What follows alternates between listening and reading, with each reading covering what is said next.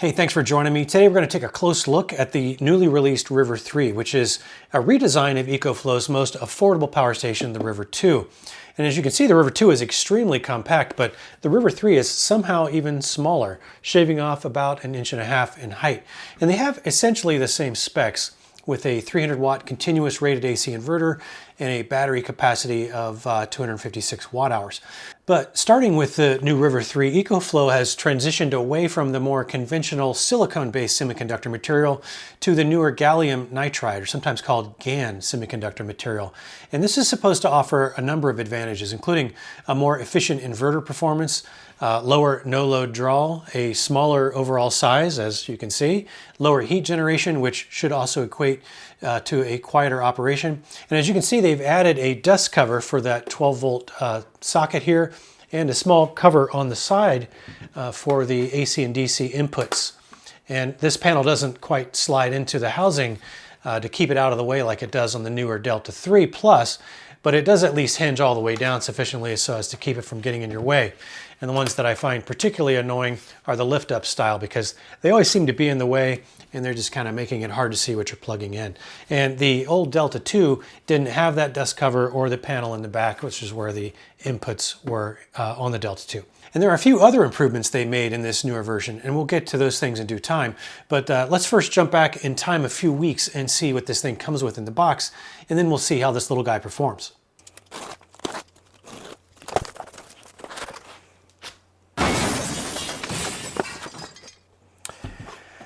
Wow, this is really small. This is like, got to be close to 33% smaller than the predecessor, the River 2.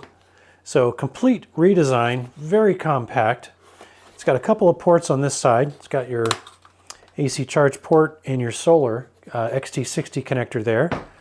Here on the left side, it does have a standard car socket, 12 volt, 10 amp. And then over here, you've got two AC outlets. One is a 2-prong and one is a 3-prong. Again, with its own little power activation button for the AC stack. And then you've got 3 USB ports here that I assume are active whenever you power the unit on, so they don't appear to have their own little power button. But there are 2 Type A ports and 1 PD100 Type C port.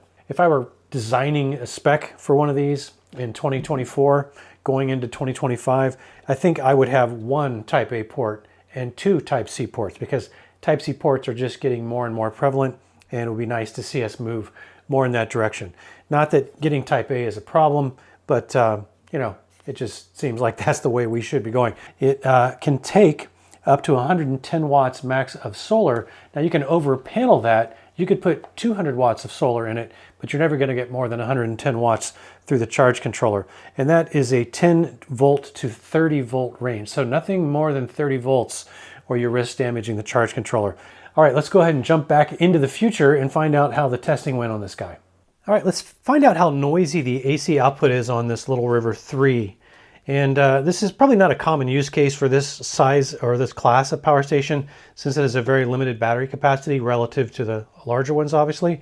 But we're going to find out using my old guitar amp whether or not this introduces a lot of noise into the signal, and that is something that would become audible if you wanted to use it to power a remote amp or a remote PA system or something like that, or maybe a ham radio operation.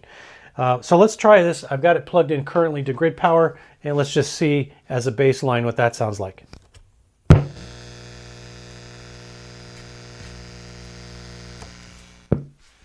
right, so relatively quiet. There is an audible low hum there.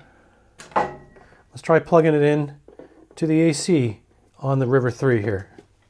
And let's rerun that test and see if it sounds any different.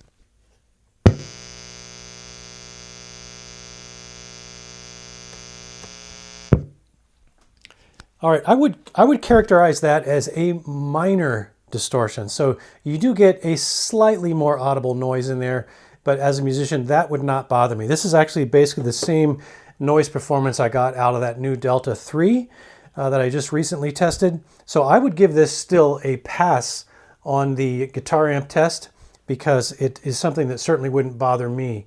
And something I think you could certainly get away with, even though this is not a great use case for that because it is a pretty small capacity power station. But yeah, I'd give it a pass on the AC noise test. All right, this River 3 is rated for 245 watt hours, and we're going to find out what the usable capacity is, because we know we're not going to get that full 245 watt hours. We're going to find the usable capacity out of both the DC output and the AC output. So we're going to do the DC first, and I've got this set to pull, let's see, 8 amps. Let me go ahead and turn on the DC output here, and we should be reading voltage now. We got 12.6 volts, and this should be a regulated 12 volt port. Let's go ahead and fire this up. Make sure my energy watt hour reading is zeroed out, which it is.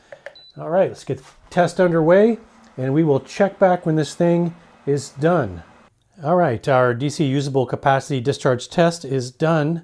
Let me zoom in here so we can see what we got. All right, according to the tester, we logged 201.4 watt hours, and out of a rated 245 watt hours, that means we got a very solidly average number of about 82% in terms of DC usable capacity. All right, so let me get this River 3 charged back up, and we'll check the AC usable capacity. All right, I got this fully charged back up. Let's run a load test, or actually a usable capacity test, through this little 300 watt continuous AC inverter.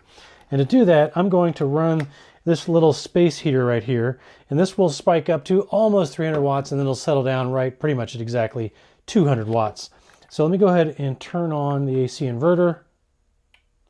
And I'll just double check to make sure my watt meter is zeroed out, and it is. And we are pulling 120 volts, which is really nice for something this small. A lot of times that's one place where you're likely to see 110 or 111 volts rather than the full 120. So let's go ahead and fire this heater up. And if we go look at watts, you can see it's going to climb. And then it's going to get very close to 300, and then it'll settle back down to 200.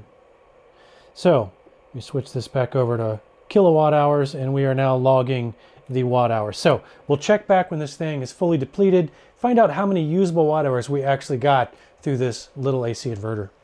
All right, it looks like we are fully depleted here. So we can turn this back on. We're at 0% state of charge. So let's check the watt meter and find out how we did. To do that, I have to plug into grid power here. We got a total of 220 watt hours. That is a very good number for a 245 watt hour rated capacity. So that would put this at about 89, almost 90% of rated capacity. So that's extremely good performance out of a very small inverter like this. A lot of times with these smaller, lower cost capacity power stations, you get a little bit of a less efficient inverter, but that is not the case here. This inverter is very efficient, giving you almost 90% of that rated capacity. So excellent numbers out of this River 3. All right, let's do a load test on this little 300 watt inverter. I've got another power station on there with a variable charge. It's actually the original Delta 2 from EcoFlow. And then I'll bump it up to 300 watts. And then I've got an old amp in here just to give it a few extra watts draw to get it closer to that threshold. Let's go ahead and start this up. So we're at 304 watts, and this is a rated 300 watts continuous. So we're kind of bouncing right there, right around 300 watts. Let's go ahead and start a timer and see if this will last for a full 10 minutes at maximum continuous draw.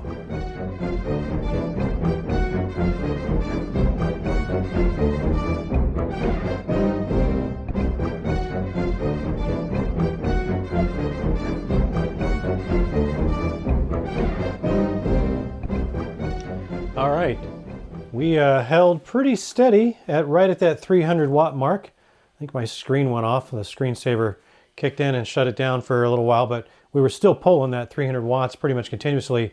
And if you were watching during the time lapse, my decibel meter here, you can see we were at a whisper quiet, approximately 42 to 43 decibels. So that is some outstanding quiet operation out of such a small unit. Usually these little smaller power stations tend to be a little bit louder than you would expect, and sometimes louder than their kind of larger siblings, but not this one. This one is actually nice and quiet. So let's try to ramp this up a little bit and just see what happens. Now I don't have a lot of devices here handy to draw more AC in smaller increments, but let me kick it up by 100 watts here and just see what happens. In fact, let me just turn that guy off and then add 100 watts. We'll just see how long it lets us run. And immediately tripped. So there really is not any overhead, at least not 100 watts overhead, which is a pretty significant gain. But at 100 watts, it immediately trips the overload protection, shuts the AC inverter down. There we go. Now we are just slightly over, 317, 315. Let's start the timer, see how we do.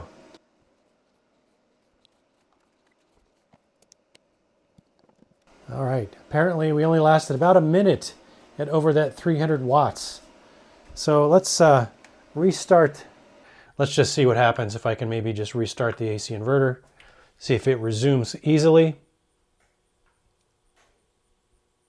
And it does.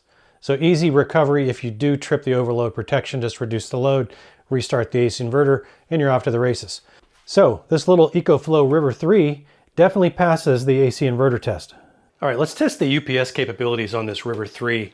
Now this actually shares the same UPS circuitry that the new Delta 3 Plus has, which boasts a 10 millisecond switchover time, which is 2 to 3 times faster than your typical power station UPS or EPS type functionality. And so that is supposed to be suitable for even network servers and like network attached storage and things like that. Now in my last video, when I demonstrated with my typical old laptop with the battery removed and kind of how I typically demonstrate these UPS features, somebody commented that it wasn't a valid test because the charger for the laptop holds a little bit of power. And while I think I still demonstrate that that is a valid test because at the end I unplug, replug as fast as I can, the laptop still goes out, they said that I should really be doing it with a full-size desktop computer, which is what I'm going to do now just to show that it does work. At least I hope that it does work.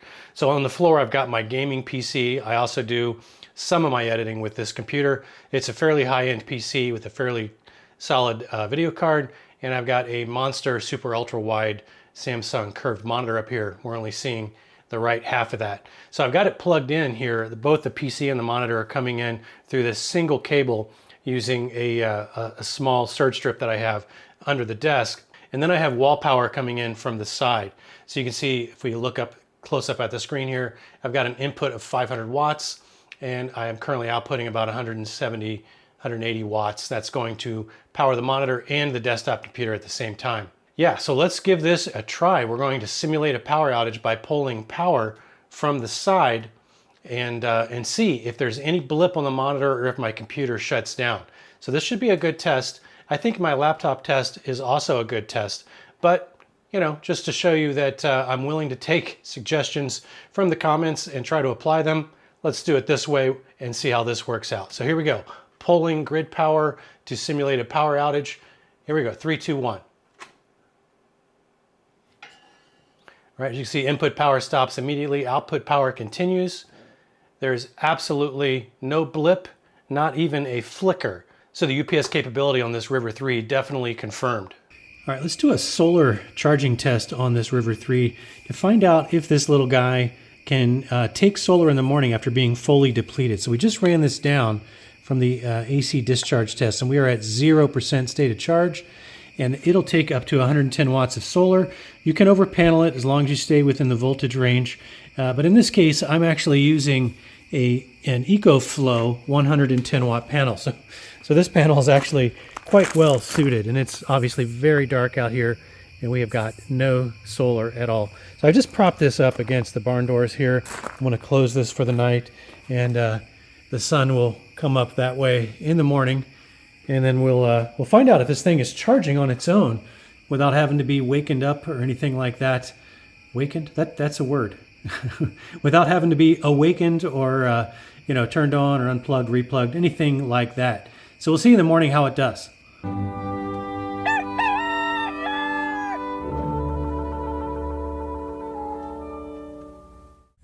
All right, finally got a break this morning. It's about 10 a.m. We have just a little bit of actual sunlight on the panels, mostly in the shade.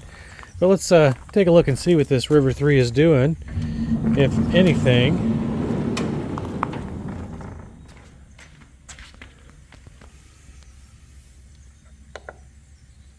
All right, well, looks like it may have just started here. We got 5 watts showing, and it did it on its own. I didn't have to unplug or replug anything. So that's good. The unattended solar charging test is a definite pass. Okay, so clearly a solid performer across the board, but let's cover a few additional things that I think are worth highlighting about this new River 3. First, this did pass my 12-volt intermittent fridge test, but not for 24 hours like I normally do it, for about half that, about 12 hours. And that's not really surprising because you can set the output timeouts on this River 3 to pretty much anything you want, so that a very intermittent load will not cause the unit to shut down on you when you don't want it to. And like the new Delta 3 Plus, it can also take advantage of those new EcoFlow mobile app features that let you schedule charge and discharge tasks and have the unit remember which outputs were enabled when it had to shut down due to low state of charge, so that they can be re-enabled automatically when a sufficient state of charge is reached. And that is extremely cool, especially for something in this budget class, which we'll get into in a minute. And while I definitely had the impression that the River 3 seems a bit more ruggedly constructed than the River 2, as it turns out, that's actually by design. It's got a drop-proof UN 38.2 certification, and that means that it's demonstrated that it can handle a 1 meter drop without damage, and it's got an IP54 weather resistance rating. And that does not mean that it's completely waterproof, but it does mean that it can handle water splashed pretty much from any direction on the unit without damaging it. So it should be able to handle a modest rain without any problem. But it also has extra protections on top of that that would prevent this thing from short-circuiting even if water gets inside. And then let's real quickly revisit those gallium nitride semiconductors for a second. One of the biggest tangible benefits is that with lower power loads in particular, especially under 100 watts, you'll get significantly improved run times due to the inverter efficiency on that low load, which I definitely did notice when I measured the no load draw, which came in at under 5 watts continuous. And that was with the Wi-Fi connection turned on. But keep in mind that at a relatively small capacity of just 245 watt hours, that still means about a 2% per hour loss of state of charge if you happen to, say, turn off the AC timeout for the AC inverter in the mobile app and then forget and leave the AC inverter on. And by the way, in case you're wondering, the River 2's no-load draw rate is more than double that at nearly 5% per hour. So yeah, definite tangible improvement there. So you might be thinking with all these improvements, the River 3 would actually probably cost more. But as it turns out, they've managed to keep the price basically at the same low rate as what the River 2 was selling for, which is $169. And that's actually quite a bit less than what the River 2 debuted for. And I think at least in part, one way they were able to do that is they did reduce the warranty period on the River 3 to a more typical 2-year warranty coverage. And that's down from an eye-popping 5-year warranty that the River 2 originally had. And I'm not really surprised by that change given the extremely low price point on this power station. And at least for a limited time during the launch event, they're throwing in a free waterproof bag if you do happen to go and order one of these really soon. All right, I think that's a wrap. Per usual, I'll leave a link below for you in the description, along with a discount code that you can use to go get a little bit more money off that $169 price if you're interested in checking that out. And if you want to see what kinds of things that this 300 watt power station can run and how long that you can run those things with just a 245 watt hour battery, I'll also leave a link to my Google spreadsheet, which you can download for yourself and then key in those inverter and battery specs right into the spreadsheet and it'll do the rest for you.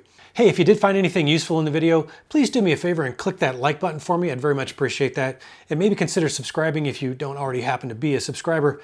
I've got a lot of cool stuff on the way that I think you're going to find not only interesting, but informative. So thanks for joining me, and I do hope you'll consider coming back for the next one. Until then, have fun out there.